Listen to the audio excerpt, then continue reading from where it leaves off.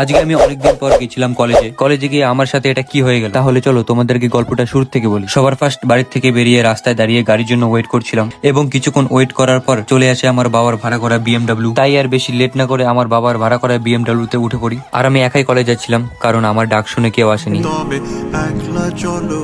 তারপর গাড়িতে বসে হাওয়া খেতে খেতে আধা ঘন্টা জ্যাম কাটিয়ে ও ট্রাফিক পুলিশের এত সুন্দর পরিষেবা দেখে আমি চলে আসি কলেজে। আর সামনে যেটা দেখতে পাচ্ছ এটাই আমার কলেজ। তারপর কলেজের ভেতর ঢুকে আমি চলে গেছিলাম আমার ক্লাসরুমে। আর ক্লাসরুমের ভিতরে ঢুকে দেখি পুরো রুম ফাঁকা।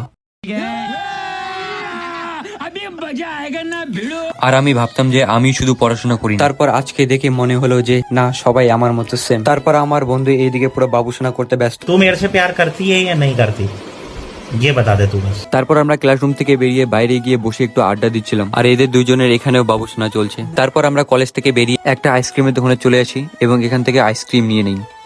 বাই, ব্লগ শেষ।